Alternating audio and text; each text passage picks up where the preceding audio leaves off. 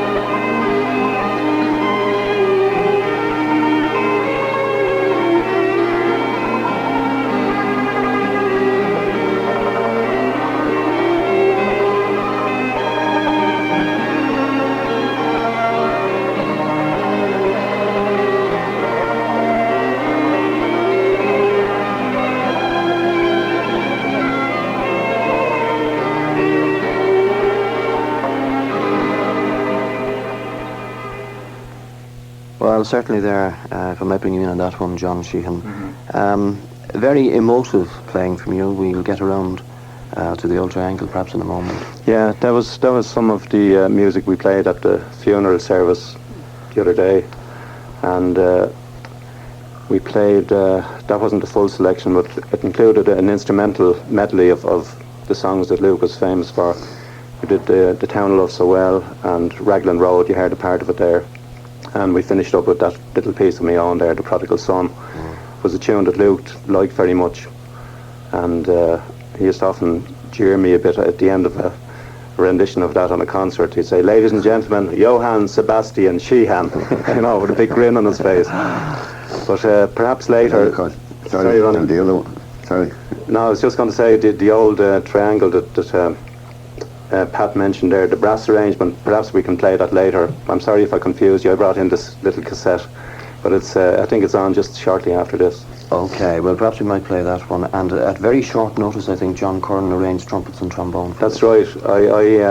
Actually, I just got back from a funeral myself earlier on in the week. A favourite uncle of mine from Limerick, Jimmy Drew, died, and I just got back to start into another funeral, start making some arrangements. So I contacted first of all a very good friend of ours, Eamon Campbell, whom I'm sure you know quite well, and I asked Eamon if he'd be able to get in touch with somebody to do a brass arrangement of the Old Triangle for the funeral mass. And he got on to John Curran about 1 o'clock in the morning, this was, and John said straight away fine, he'd write an arrangement for trombones and trumpets, and within a couple of hours the whole thing was done and the musicians organised for the mass and everything.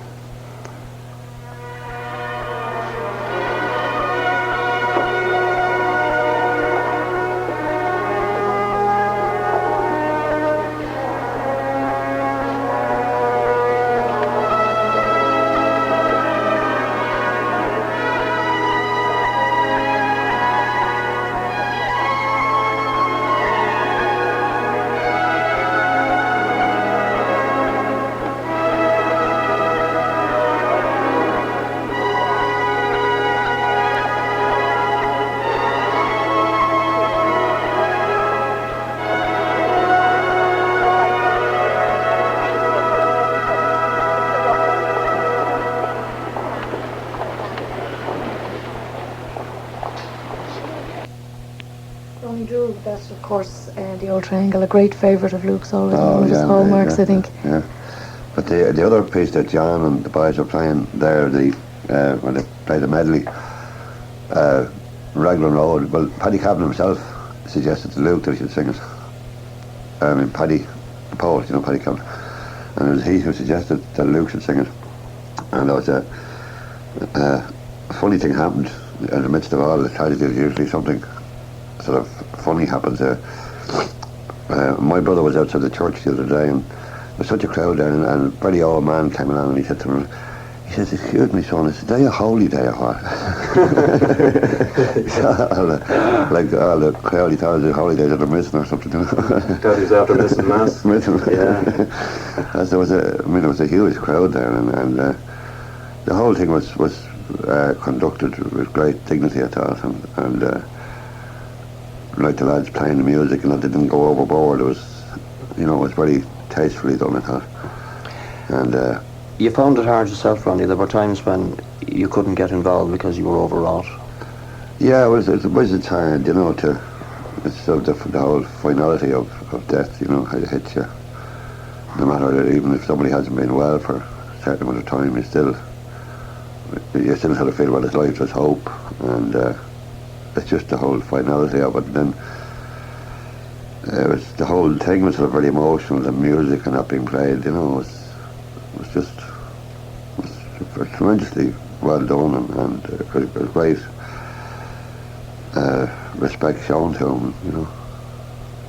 Also, I think the plain people of Dublin, the ordinary people that recognised Luke and loved Luke in their own way, came along in great numbers. They did in great numbers, yeah, I must say. They were great, because that's one of the things I noticed, like just ordinary fellas at the street, you know, coming along and being there. A couple of fellas actually came in from, they'd been working in the road outside, and they come in during the tea break into the church, and standing out back. Do you remember? Did you see that? Yeah, no, somebody would mention that. Yeah, Right, yeah. Like, yeah, you expect a certain representation from the music industry, if you like, to be there, which they were, and the various other very important people there. But the vast majority of what made up the congregation, I think, were the R&D playing people of Dublin. Yeah. And these were the people, I suppose, that Luke would identify most with, you know. Well, of course, as Luke was walking through Dublin, I mean, people were just, oh, yeah, Luke, you know, there was no sort of special thing about him, you know. People were just shouting at him from across the street, whether they were government people or fellas working, you know, just, they would shout at him, you know, just greet him, you know, how are you, Luke? How are things, or what have you, you know, just, I think he was, he kind of represented the ordinary plain people of Dublin, you know. Ronnie, can you remember the first time you ever met Luke? I can, actually, yeah. He'd just come back from England, and there used to be a venue where people used to sing. It was Johnny Moynihan and all the boys used to go there, the International Bar in Wicklow Street there, you know. And that's the first time I met Luke. And then, of course, the famous Donahues as well, we used to meet then after that. But the funny thing about it was that we kind of got together despite one another. Like, I think Ciaran often said that it's the only sort of, the most permanent temporary group in Ireland, because nobody ever like signed anything or we never really said we are now a group, really. We just started playing and it started happening. And as a matter of fact, today that John joined the group broke up half an hour after you joined. I remember it as well, yeah. I was working in the ESB at the time, and I had what one might call a good permanent pensionable job, you know. And I was contemplating joining up with this mob, the Dubliners. And we decided we'd have a formal meeting in a public house in Bagot Street to discuss all the details. And I think Ronnie and Barney were a bit jarred the same night, and there was some row brewing between the pair of them. The next thing, I heard Ronnie crying in the car. He said, "Oh, that Barney fella's after kicking me in the shin." The next thing, there was a big row, and the whole thing broke up. I remember driving home that time thinking, what in the name of God kind of an idiot am I? Here am I thinking of giving up my good job to join up with this lot. He had a meeting to discuss the future, and now the group is broken up. Do you remember that? The next day I was on the phone and said, "John, don't forget tonight, the gig is in there." Oh yeah, talking about so it's all back on again. Oh yes, you don't mind rows like that, they happen all the time. So you weren't too worried about your pensionable job then? Yeah? No, I served me a pension fairly well. You know, one of the extraordinary memories I have of the early days with you is the sense of power and excitement that Luke could create. I'm thinking now of the Savoy in Cork. I mean, that was where I was from, and that's where I first saw you. Immense power. I mean, for a fairly smallish man in that huge auditorium. That he did present an image that he's bigger than he was, actually. Yeah, absolutely. You know, he was. He had this great presence about him, all right, and he, you know, as you say, he wasn't a huge man, but he sort of gave that impression because when he would stand on the stage, he would attack the audience more or less and say, "Here I am, like, and keep quiet and listen, or else." Yeah, there was no holding back with him, of course. There was no half measures at all. No. He gave everything he had, his heart and soul, into every song that he ever sang, I think. And this really came across. I think as well, apart from the power, which is obvious there, there was also an incredible sensitivity. He could sing a love song, a gentle song, and take your mind away, take your heart away. He could. It's not that he had a great feeling for words, and it wasn't a question of just learning a song, the words of it. I mean, he was obviously put a lot of thought into it, you know, so as he could get across whatever the song meant, you know. He was, and you know, he treated those fine songs of Ewan McCall, probably he made them his own, you know, and of Phil Coulter, like it's a town I love so well. Other people have sung it, but I think Luke, well, it was his song really, was it, John? Yeah, I think Phil Coulter said that the other day. Yeah. Luke's was the definitive As a matter of version fact, as far as Luke's he said concerned. it when he was on the programme with Mike Murphy here several weeks ago, like about 6 or 7 weeks ago he was on. With Mike, it's longer than that probably. But the time he did an interview with Mike after coming out of hospital, it's probably a couple of months ago, but it doesn't matter anyway. No, but Phil Coulter. Oh, sorry, yeah. Oh, Phil, I didn't hear that one. 5 or 6 weeks ago there, and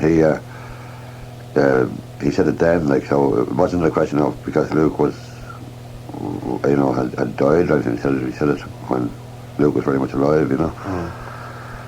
And the way he put it was that he got goose pimples up his back when he heard Luke singing it first in the Albert Hall, I think it was. And I think also we'll probably get to Phil on the phone line sometime before the programme is out. Oh, yeah, it's been nice, He also commented that then when I think he actually cried, he said, in the Albert Hall when he heard Luke. He did, I think. And then a week or so later, or sometime later, when he gave Luke, as it were, a blast of scorn at his simplicity, that the exact opposite happened. That Luke was so taken by it that he was moved by it as well. Yeah, Luke actually couldn't really sing that song, remember? He never really sang that song on stage, no. Because he used to get up, you know, I think whatever emotion Phil Coulter felt, which obviously was a great emotion, seeing that it was his own son that was involved in the thing, some of this somehow was transmitted to Luke at the time that I was there, at the time that Phil gave the words to Luke, and when they were first trying it out in the studio on the piano. And I think Luke felt this very strongly. He could identify with what Phil felt, you know. And while he did a fine recording of it on record, he never actually sung it on stage. Really sung it on stage, no. He sang it at parties a few times when Phil would be there and play the piano with him, you know. But he never actually sang it on stage, and I suspect it's for this reason.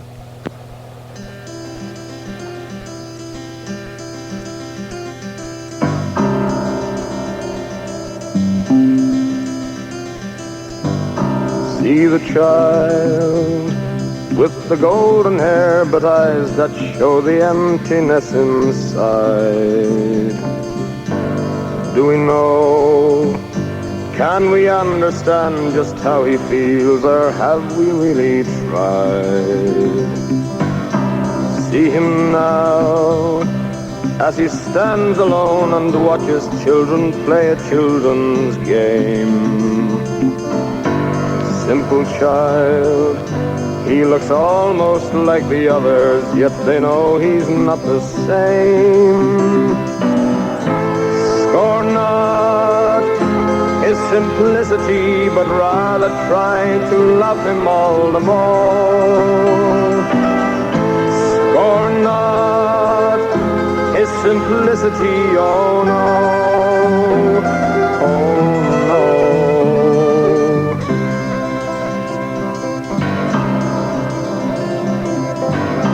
See him stare, not recognizing that kind face that only yesterday he loved. The loving face of a mother who can't understand what she's been guilty of. How she cried tears of happiness the day the doctor told her it's a boy. Now she cries tears of helplessness and thinks of all the things he can't enjoy. Scorn not his simplicity, but rather try to love him all the more. Scorn not his simplicity, oh no, oh no.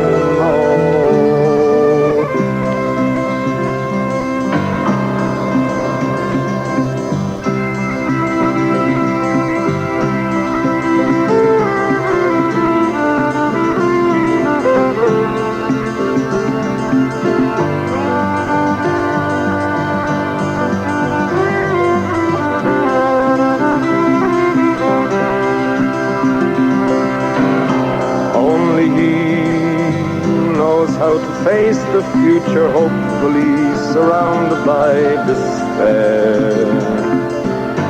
He won't ask for your pity or your sympathy, but surely you should care. Scorn not his vanity, but rather try to love him all the more. Scorn not his simplicity, oh no, oh no, oh no.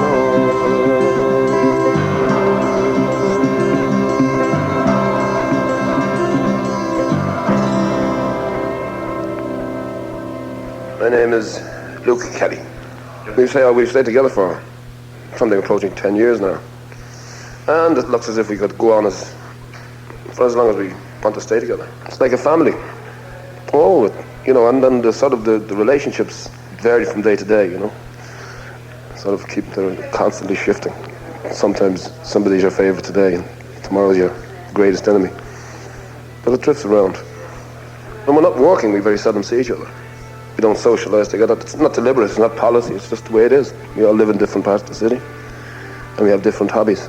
For instance, Ronnie is keen on horses, Barney is mad on boats, and I play a little bit of golf. That sort of thing. John is more of a homebody. He's very domesticated. I think he just likes fixing the house, fixing furniture, painting. He's also a mechanic, a fiddle player, a whistle player, a mandolin player, and he's a trained electrician as well. One of the things that has happened with the group is that we've ceased to explore musically quite a long time ago, you know, and that I would like to see changed. But I think you'd have to have a personnel change for that to happen, because we're too set in our ways now. The formula that we worked out seems to have worked, and so we're reluctant to change. Jim McCann, you were one of the personnel changes, I suppose, during the years of the Dubliners. You spent about 7 years with them. About 5 years, actually, wasn't it, John? About 5, yeah. It was 74, 79, yeah, 5 years. That's right. We'd been all friends for a long time, obviously. And in 74, when Ciaran became ill, it was sort of mooted that I should make up the numbers on a temporary basis. And at the same year, Ronnie decided to leave the group, and it was Luke sort of who suggested like that I might want to join on a permanent basis. So I did, permanent for 5 years. That's about as permanent as anything comes in this game. Certainly in the music business. Luke must have been a driving force, must have been a uniting force behind the group, keeping it together and that for so long. Uniting force? No, I'm just speaking totally personally here now, because I couldn't be contradicted, but I would say a uniting force, no. Driving force, perhaps, insofar as he was very much one of the focal points of, and one of the most recognisable aspects, vocally and visually, of the group. The uniting force, I think, is sitting on my left hand here, John Sheahan. We called him Daddy John. And I couldn't be contradicted by the other lads here now, but in my opinion, certainly Luke wasn't a uniting force. Occasionally, even, perhaps I could say he was a divisive force. But he was definitely one of the most instantly recognisable aspects of the group, as I say, both audio and visual. Mm-hmm. You know. Would you go along with that? Yeah, he never contributed that much to keeping the group together, except insofar as the big contribution that he made to the group himself. Yeah. I'd probably agree with Jim that I helped to keep things together in the background. That's right, you know? The mortar between the bricks, that's how I see myself. How difficult a job would you see that as being? Oh, quite over difficult. The years? Quite difficult at times. I would say quite difficult now is just understatement. Yeah, I don't know. We've just played the thing by ear right along the way. We never make any great plans for the future. Certainly not much further than a week or 2 weeks hence, and things just seem to work John, like that. Can I come in here? John obviously would never blow his own trumpet, but what I would say is that the Dubliners were extraordinary insofar as they were a bunch of, and are, a bunch of individuals who just, there happened to be some chemistry that made them a cohesive unit which appealed to everybody worldwide. And because every member was tremendously talented in his own right, and there was no, for instance, in every field from musical direction to politics, everybody had his own way of thinking, and there was no hard and fast. I'm sure you agree with me, John. There was no hard and fast group policy as such. Absolutely none. You know, absolutely none. And as such, since 1962 to have, with only a couple of personnel changes, and those have been nearly righted as well. You know, it's come full circle. Yeah. It's quite extraordinary that so many sort of so diverse personalities got off on each other musically and personally to stay together, even though they were so widely varied in personality and in musically and even possibly politically. It's quite extraordinary, and I'd say a lot of it, I'm sure Barney and Ronnie and everybody else would agree with me that a lot of it was down to Daddy John there. But I think each member of the group had a kind of an instinctive sense of integrity as regards what was musically okay to do and not okay to do, without consulting each other at all. Do you know what I mean? That's right, yeah. I mean, I don't remember anybody, I mean, okay, I was only there for 5 years, but I don't remember anybody ever shooting down a suggestion by anybody. Which is quite extraordinary if you think of it over all that time. Yeah, there was never an occasion. There was never an occasion when somebody said, I'm not doing that. Or I don't think that's suitable. No, yeah, never. That's not right. once. That's because each person, I think, it sounds like we're blowing our own trumpets a bit now, but kind of plugged into each other. Yeah, I think it demonstrates a sort of a chemistry that was there, exactly, musical chemistry between it's something intangible. There's nothing you could put your finger on, and it was, I don't know whether it's blind luck or fate or, you know, kismet, what the hell, but I bet you there isn't a single other instance you can think of where never in all those years has a suggestion for the programme not even been challenged, but just said, oh yeah, that's grand. It's quite extraordinary when you think of it. Well, one slight exception to that, but not quite, is an occasion where one time Luke wanted to do a pop song. I don't know, maybe we can get our hands on this later on, Pat, and play it. I don't know if you have it in the library or not. But it was a song called Thank You for the Days, written by one of the Kinks, I think, was it? Yeah. And but he didn't come along to the group and force his musical ideas on the group. He didn't come along and say, I think we should do this song. He had a chat with Noel Pearson, our manager at the time, and said, I would like to do it as a pop song, you know, because he had a bit of an ambition to be a pop singer, I think, as well. Oh yeah. So he went along and got into a studio and recorded it and made a single of it at the time. But that's just an example. Purely of his own. An example, if you like, of an instance where Luke didn't try and force his musical ideas on the group when he knew, possibly instinctively, that, you know, this is something I should do on my own if I want to do it, you know. Yeah. But if you can get your hands on that one, we might play it later on just for the crack.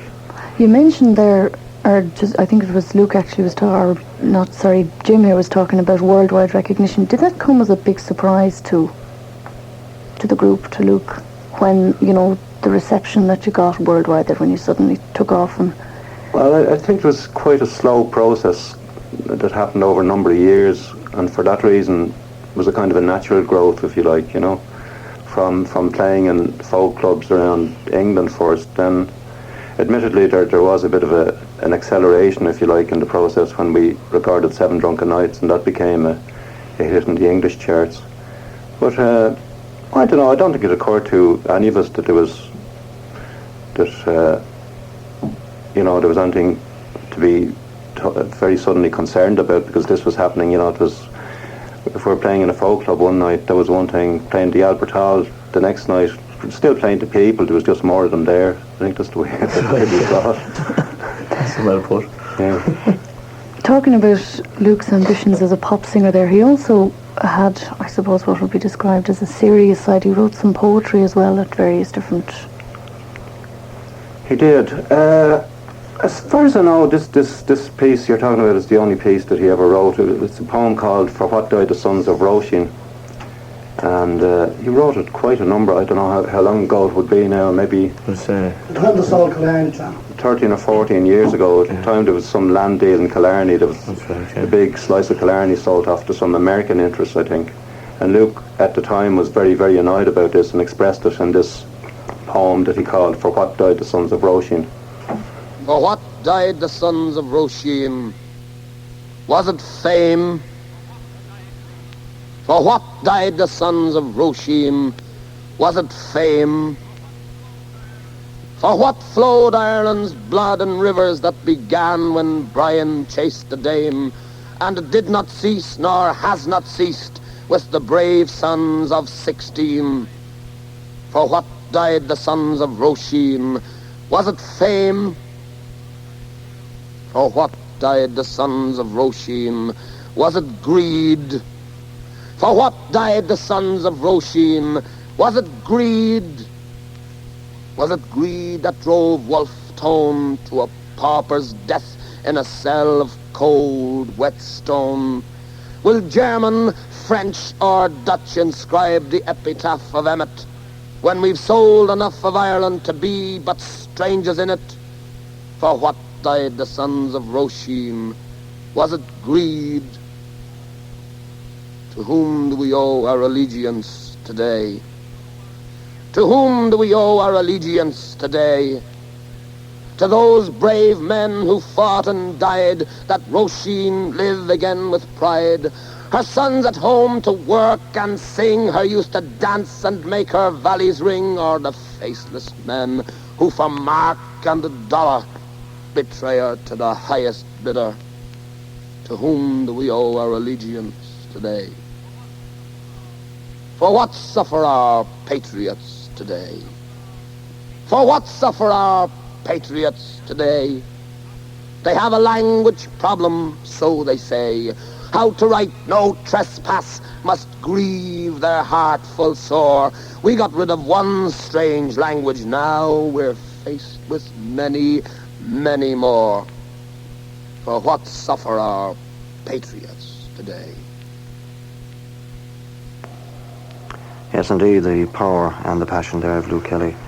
For what died the sons of Roisin. And speaking as we were earlier there on that pop record, which Luke went out and did more or less on his own bat, we have a copy, not indeed a record copy of that, but a cassette copy, because the other one has gone missing, gone lost somehow along the way. Mm-hmm. And another aspect of the man, and there are so many other things and facets to get around to talk to, but in the meantime, why not that?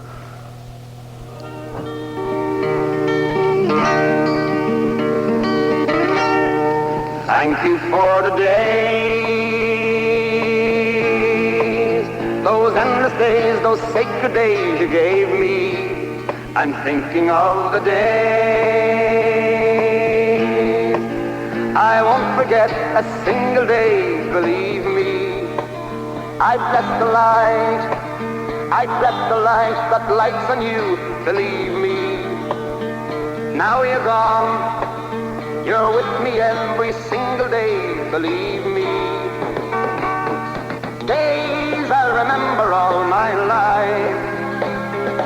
Days when you can't see wrong from right. You took my life, but then I knew that very soon you'd leave me. But it's alright, now I'm not frightened of this world, believe me. I wish today could be tomorrow. The night is dark, it's just been sorrow, then it rains. Thank you for the days, those endless days, those sacred days you gave me. I'm thinking of the days I don't regret a single day, believe me. Days I'll remember all my life. Days when you can't see wrong from right. You took my life, but then I knew that very soon you'd leave me. But it's alright, now I'm not frightened of this world, believe me.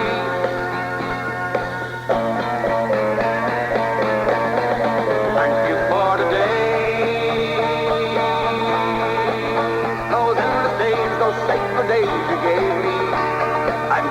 of the day. I won't forget a single day, believe me. I bless the light that lights on you, believe me. And though you're gone, you're with me every single day, believe me.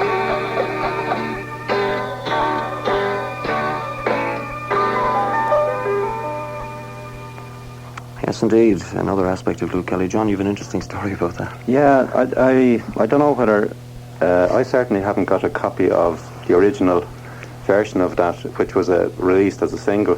That version you're just after playing there, in fact, was originally a broadcast from Radio Éireann about 10 or 12 years ago, which I taped on my tape recorder, and I just brought in the tape with me tonight. So there's a full circle for you. Quite extraordinary. The influences on him, I think McCall was a huge influence on him. Yeah. Well, yeah. Yeah, McCall, I'd say, as far as Luke was concerned, was God. The daddy.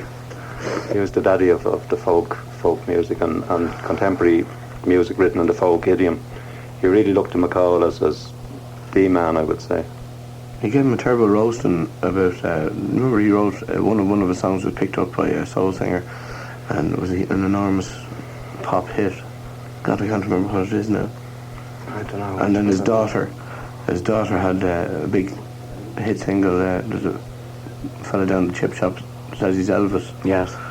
Oh, that's his daughter, yeah. Yeah. Kirsty McCall, yeah. I don't know what was the name? What was the name of that song? Can you think of it? It was one of Ewan's. Luke used to sing it as well. Some soul singer about 3 years ago picked it up and made an enormous hit of it. I'll think of it in a minute. Yeah, no, but he always mentioned Ewan McCall's name when he was about to sing one of his songs on stage, whether it was Dirty Old Town or The Shoals of Herring or The Travelling People, all these marvellous songs. He always made a point of letting the audience know, who had written them, and praising this man, Ewan McCall, as the marvellous songwriter, which he undoubtedly is. It often struck me very forcibly that Luke was a man for causes, and whereas the causes might have changed from time to time, the causes might have come and gone, as it were, but nonetheless he was there, and he was a man who felt things very passionately and very emotionally. Yeah, I think he always associated with causes that involved the underprivileged or the downtrodden, or he always seemed to associate with these causes straight away. A really strong social conscience, I said a really strong social conscience, I think. And just saying to somebody the other day that he sort of had very strong convictions, and he lived very much by them, And I think that's why he probably was so interested in the Ewan McCall songs, because they usually had a strong social message in them, And, but, I was going to say there, if he was asked to do a song for apartheid or a concert for apartheid or whatever cause it might be, he never stopped to consider what commercial disadvantage it might be by associating with a particular group or sect. If he believed in this particular thing, then he went right ahead and gave all that he had to it by way of his time and money, and God only knows what, That was Luke. Another interesting aspect of the man, I think, that came out during the week was his passion for soccer. Oh, yeah. That must bring back. There must be some stories about that. Oh, he was completely. There were a few careers Luke would have liked to have followed, apart from. But he was a very good footballer in his young days. He would have played for Home Farm. Played for Home Farm. Yeah, his daddy was a famous soccer player. Yeah, he played. The old Luke Kelly. He was a famous soccer player. Luke, he was a frustrated soccer player. He would love to have been a professional soccer player. He would love to have been a professional actor. He would love to have been a professional pop singer. Definitely. Yeah, he would, yeah. There were quite a few other things. He was very drawn to anybody who had, for instance, I'm sure the lads would agree with me here, who had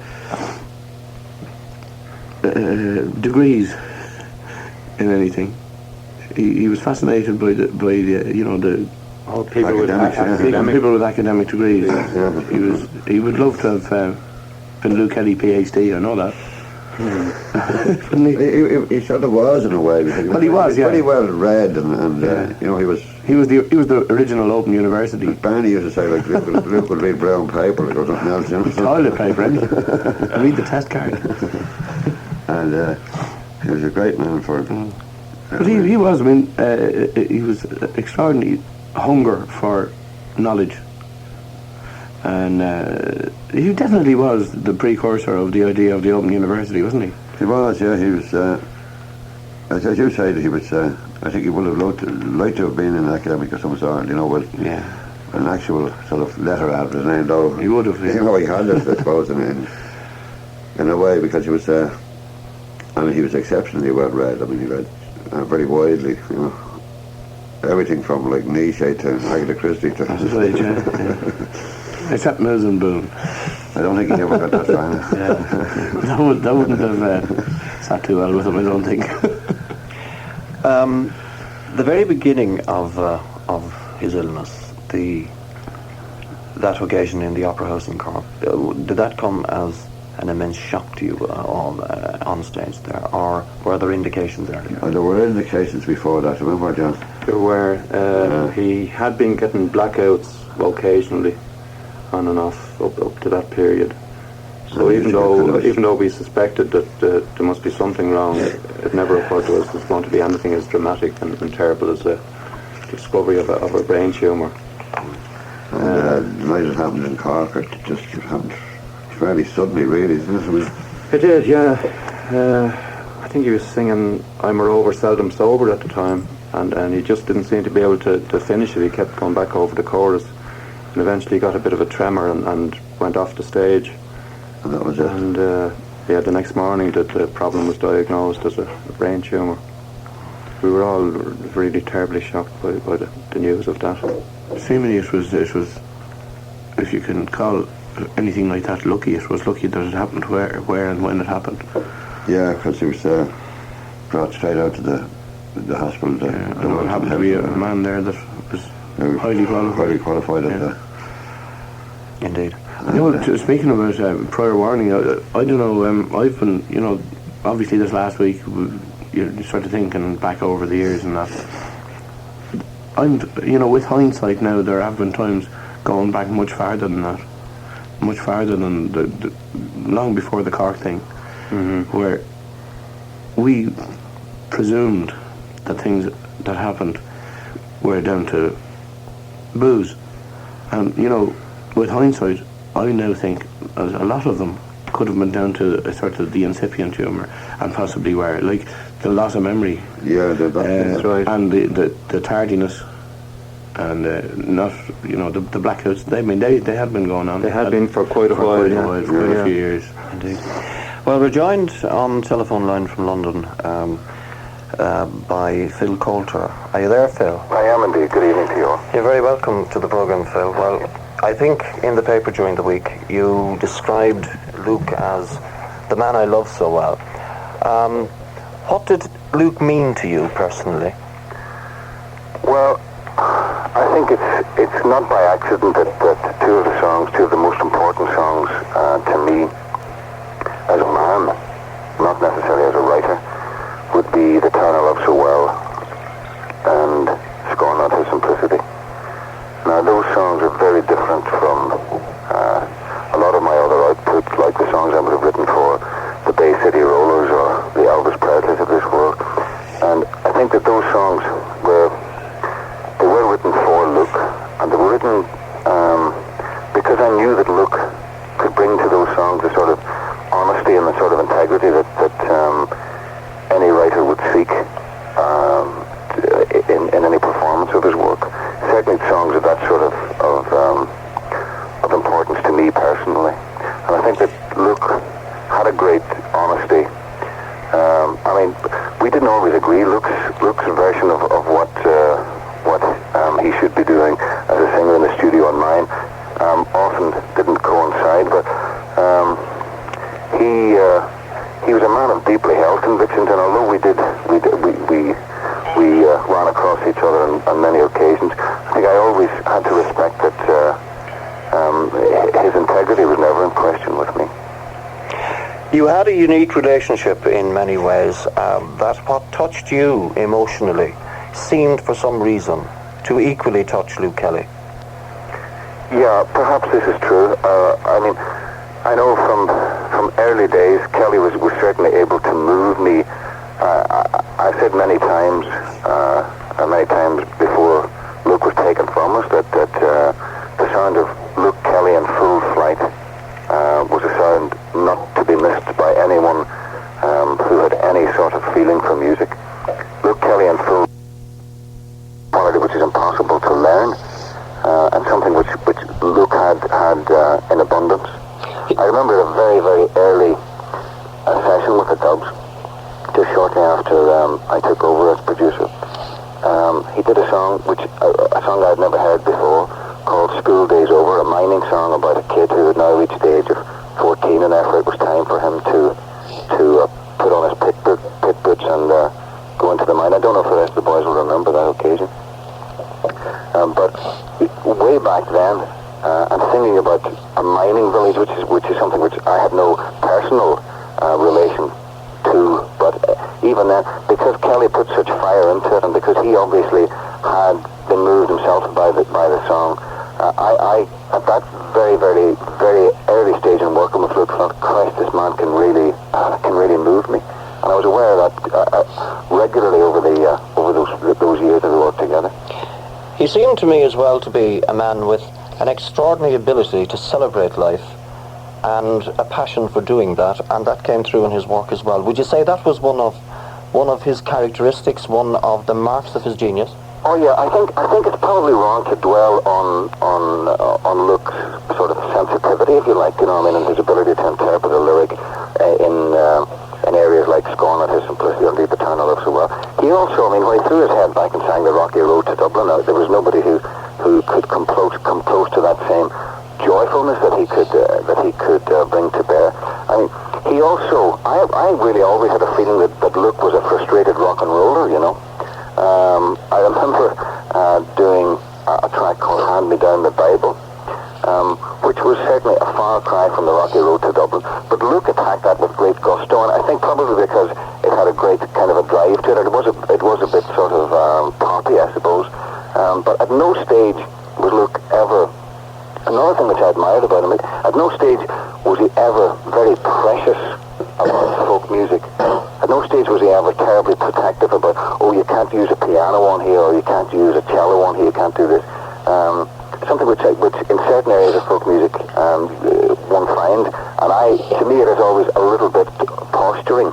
But Luke, I never ever found that. He was had a very open mind, and he would be prepared to have a shot at anything, basically. Do you feel in a sense that the event of the last week there, we have lost some part of ourselves with Luke's death?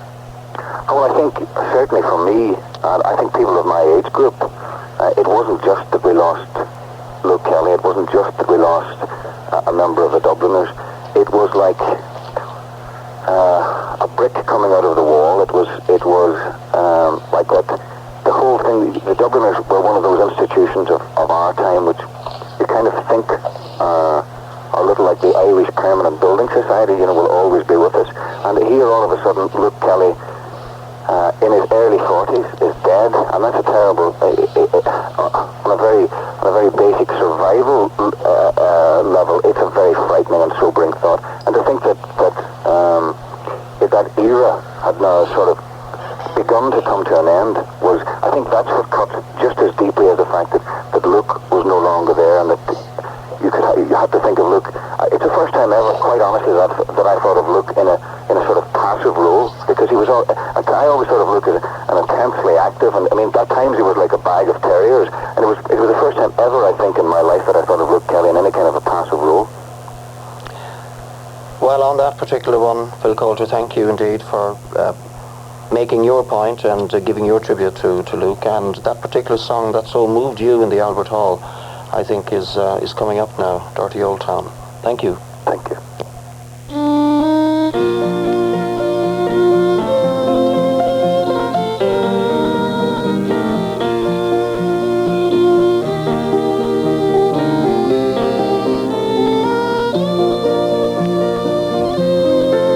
In my man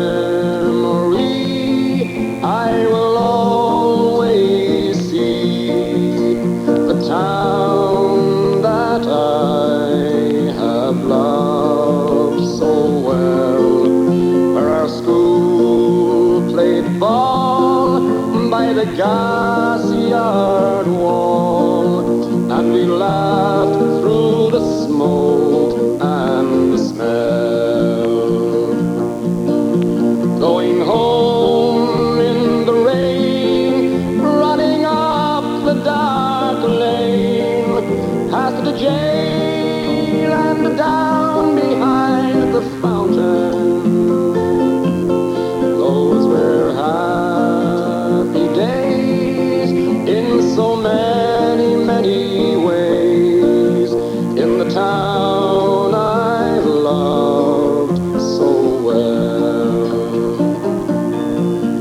In the early morning, the shirt factory horn called women from Cregan, the moor and the bog, while the men on the dole played a mother's role, fed the children and then trained the dog.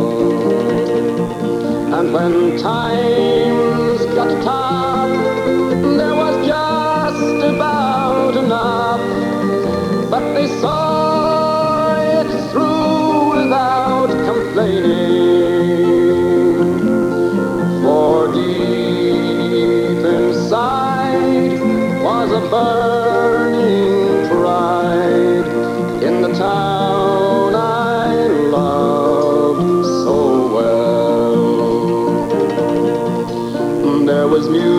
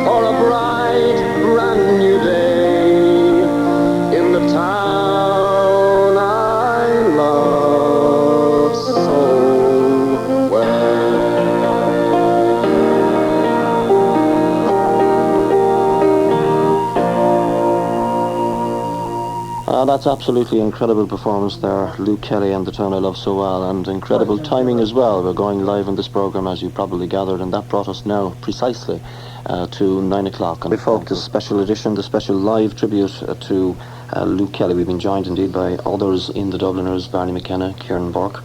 You're very welcome. Barney, what did Luke mean to you as a person, as a friend? First of all, Pat and Anya, ladies and gentlemen at home, boys and girls, good evening. But Luke, first of all, he was a great old friend, put it that way. And we shared many of the same sort of say ideas, except he wasn't an instrumentalist, but he loved traditional music. And as the first time when we met him, I think was having a tune with John Sheahan here in the Fiddlers Club in Church Street it must have been about 21 years ago, was it, John? Oh, it would, or 22 maybe. And the old character that was MC there, it was John Egan. We met some of the lads there, the early members of the Coulter Curling at the time. The Chieftains now. Well, we just know the Chieftains now. Paddy Maloney and Sean Potts. Sonny Brogan, Lord rest him, and Seamus Ennis and Liam Lawson. And Luke, he stood out like a tree, you know what I mean? He stood out there just like a rowing tree. And we were all glad to see him because he wasn't a man that played, he couldn't play traditional Irish music, but he loved it. And he'd sing some of his conventional songs and some of the odd traditional songs that he did know. And the songs about the different walks of life, great songs about the fishing men, the miners, songs of all walks of life. And he was also a hard shot. Or at least he gave that impression, but behind it all he was a hard shot with the heart and soul of an angel, that type of a character. He had a rough looking appearance. As a fella explained to me one time, he said he reminded me of an ugly good looking fella. That was his description to Luke. But when he sang, of course he made everybody sit back or dance, I suppose.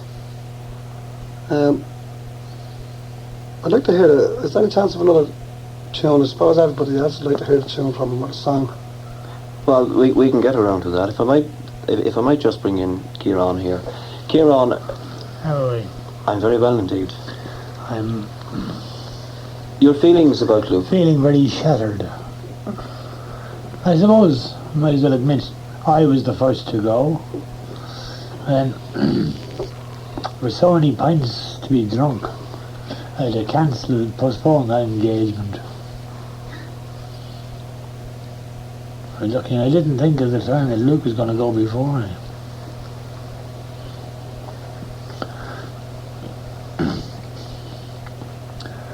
He was a kind of a bit of everything.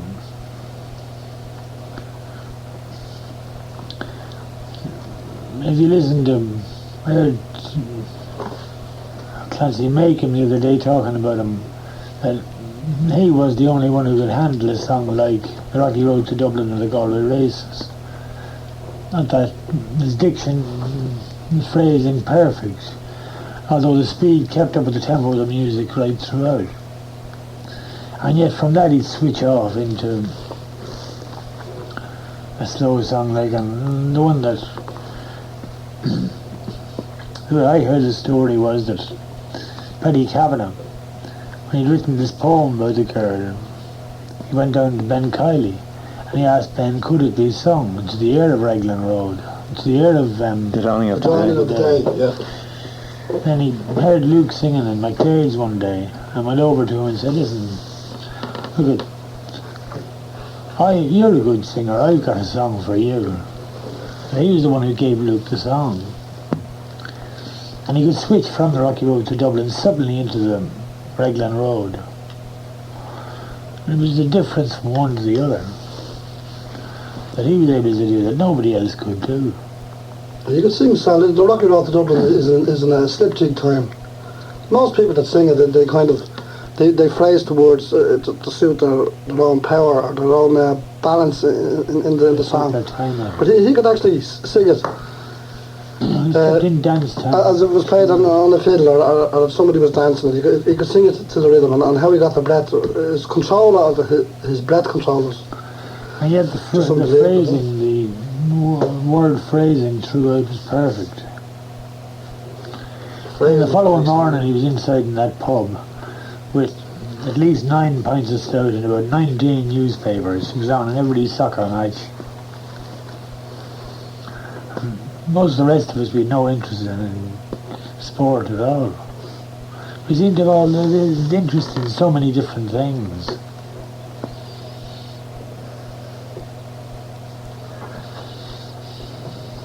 His last John is something, I suppose, that really a week isn't enough to sit back and assess it. No, indeed, Pat.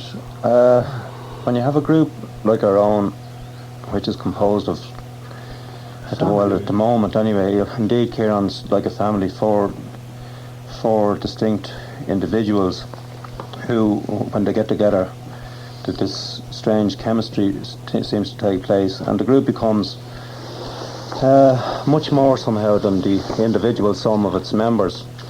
And the converse of this seems to happen to me when one of these members leaves, or in this case dies. He takes away with him much more than just himself personally. He's taken away part of the group.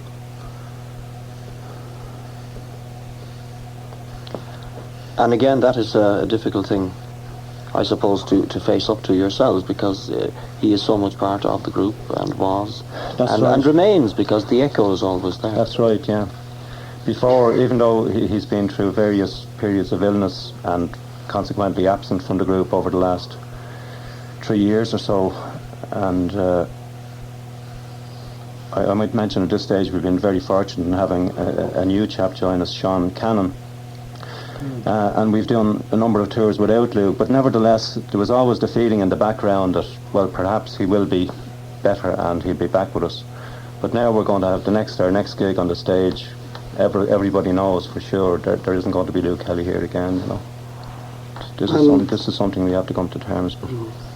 I think yes, everybody will have, well, we will have to anyway, but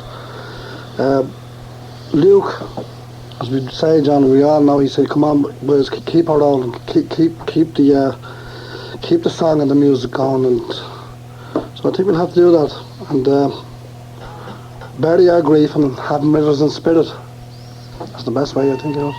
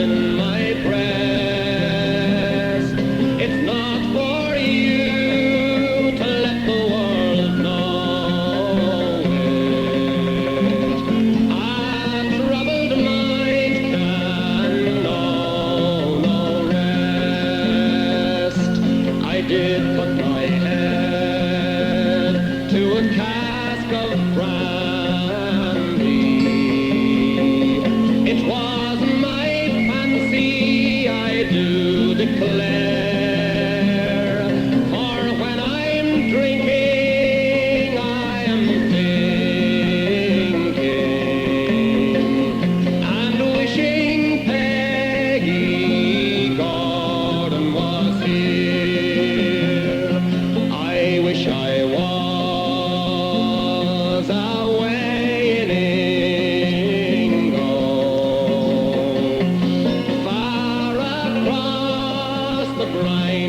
sea, sailing o'er the deepest ocean, where love nor care never bother me.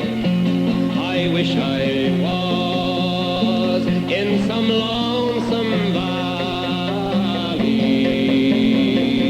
where womankind cannot be found, where the pretty small birds that change their voices, and every moment a different sound. Oh, Peggy Gordon, you are my darling. Come sit you down upon my knee. Come tell to me the very reason why I am slighted so by thee.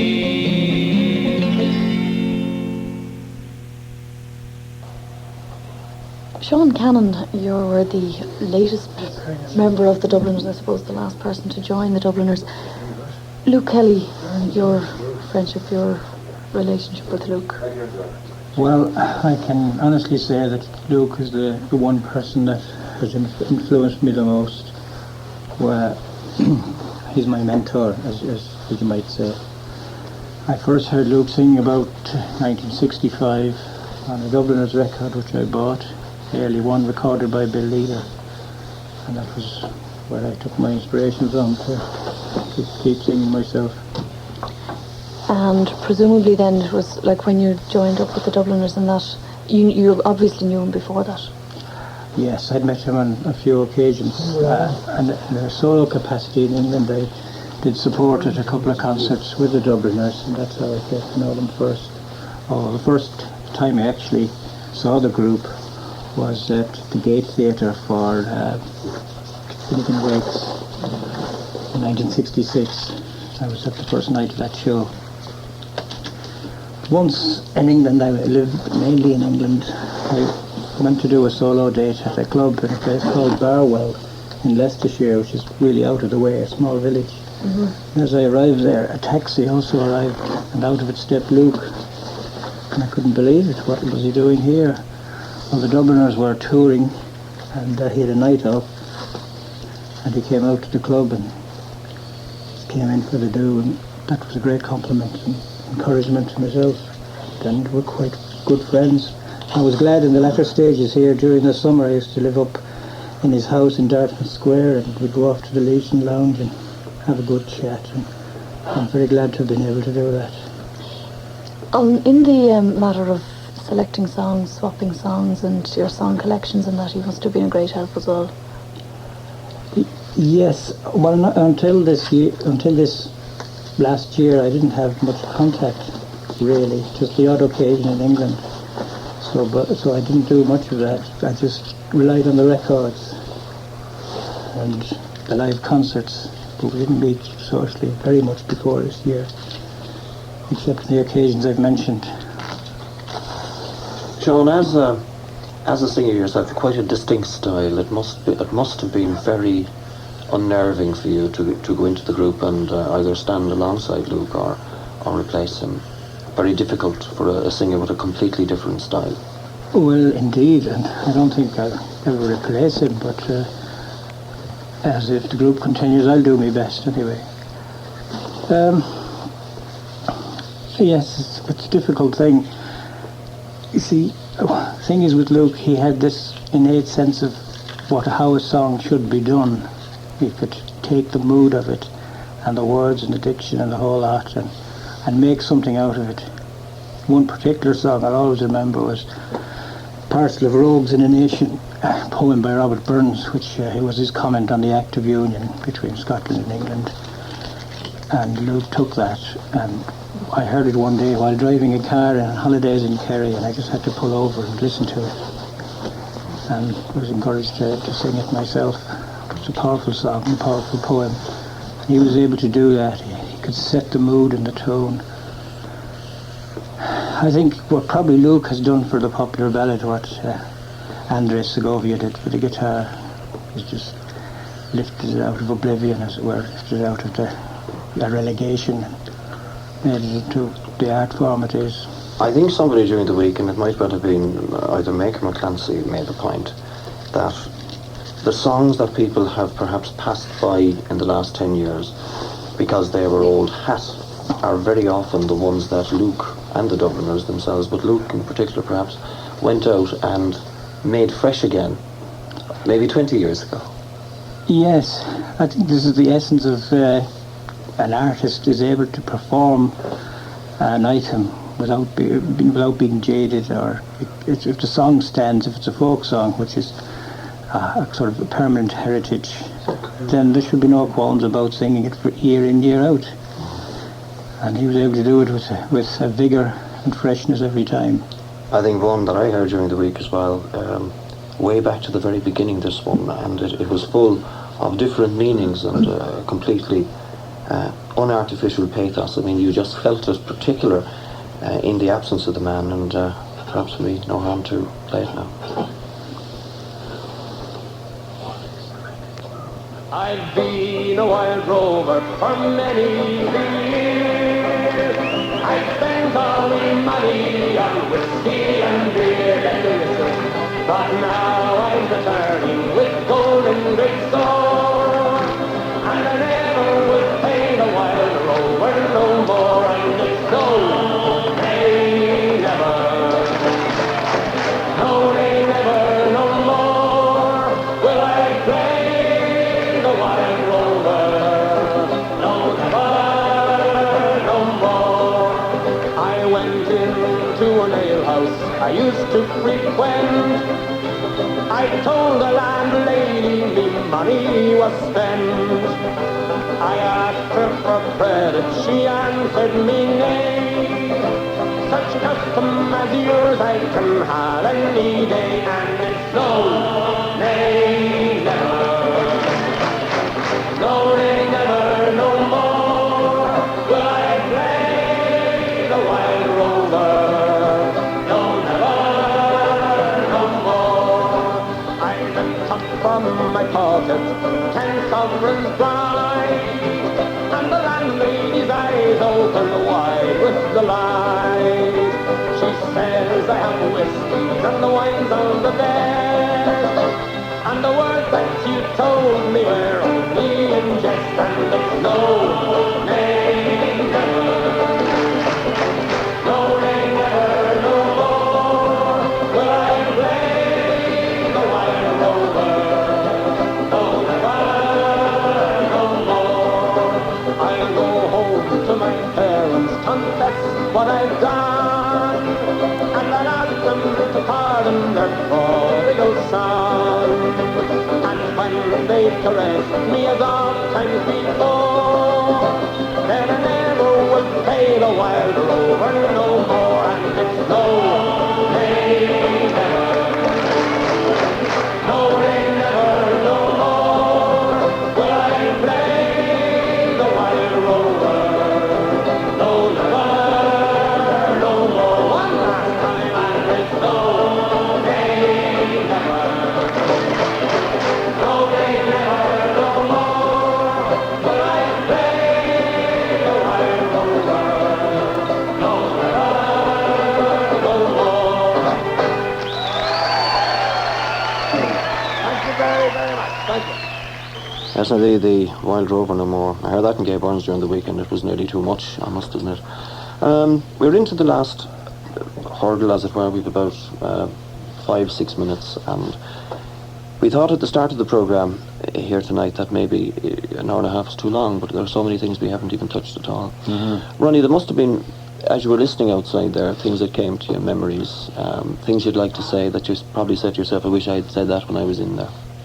About the man. It's hearing the music again, because we're not great ones for playing our own records, I wouldn't say, and we don't hear them that often really, and you hear them again, it sort of brings back a lot of memories, and you know, like that song there, World Rover, and I remember Luke, he'd say, I'm fed up singing it, but still people wanted to hear it still. I mean, doing a concert in Germany or whatever, they'd want to hear the end, at the end of the concert they'd want to hear it again.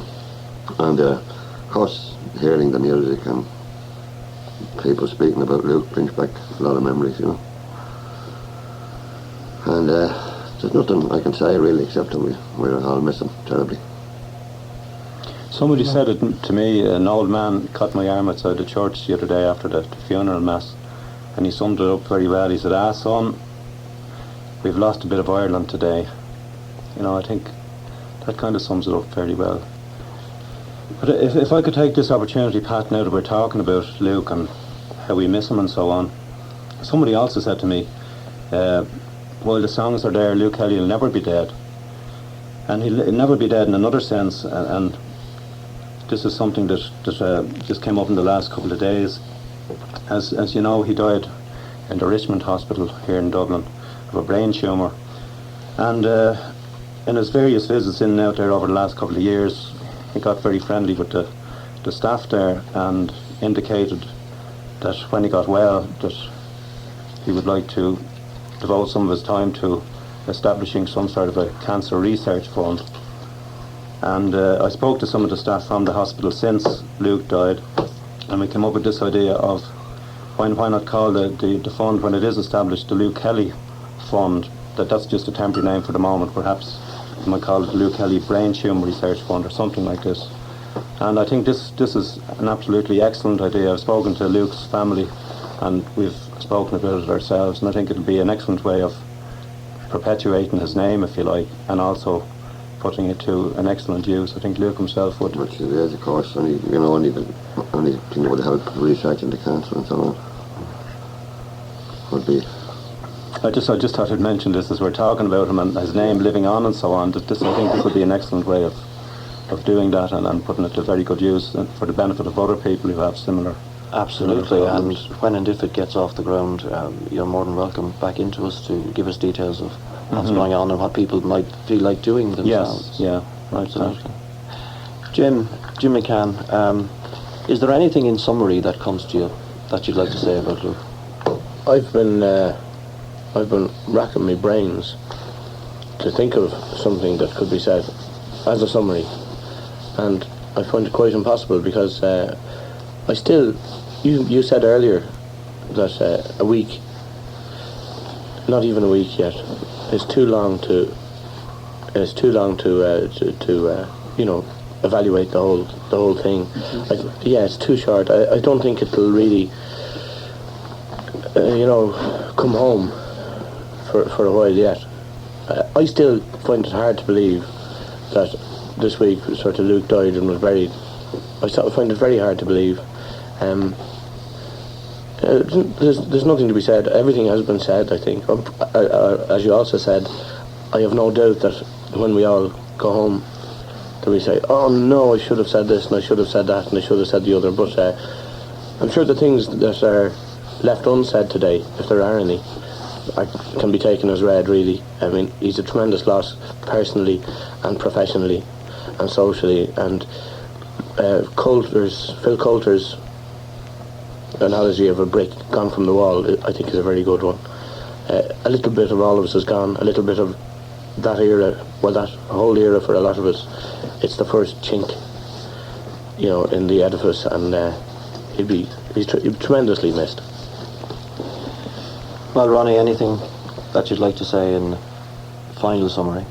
No, but I'd just like to thank you all here for presenting this tribute tonight. And I think it's very nice to give the programme over to his memory. And just say thanks, that's all we can. And also, Pat, we'd like to say thank you to all the people who came from every part of Ireland, from every county, and indeed abroad, for giving Luke such a great send-off. Yeah. John? I think Luke would have liked the kind of a send-off that we gave him the other day, because after the funeral ceremony and the burial, we went out to a hotel and we had a meal, and it developed into, as I expected it would, into a bit of a sing-song. We had all the Kelly family singing songs, and Barney and myself and the lads were playing there as it turned out till about 2 o'clock in the morning. I don't think there's anything Luke would have liked better than that kind of a send-off. Yeah. There was tears as well, mind you, but the music kind of sweetened the sorrow a little bit, I think. Well, indeed, on behalf of all of us here, producer Thea Coverin and Anya, of course, as well, and everybody to do with Radio 2, it was a very emotional programme, and a one which I think worked in the sense that everybody came and said what they wanted to say, and we stood back from the programme and as best we could and let you people say what you felt, and in the sense that the brick may well be gone from the wall, but still there is great truth in the fact that the man still lives on in his music, and all was well. And a particular thanks in the difficult night that it was, as we were live with so many people in here, to Mick Bourke on sound for a marvellous job. I think that's more or less all that has to be said. Till memory now I can't recall, so fill to me the parting glass. Good night and joy be with you all. Of all the friends that ever I had, they are sorry at my going away, and of all the sweethearts that ever I had, they would wish me one more day to stay. But since it falls until my lot that I should rise and you should not, I softly rise and I gently call, good night and joy be with you all. If I had money enough to spend and leisure time to sit a while, there is a fair maid in this town who sorely has my heart beguiled. Her rosy cheeks and ruby lips, I own she has my heart in thrall. So fill to me the parting glass, good night and joy be with you all.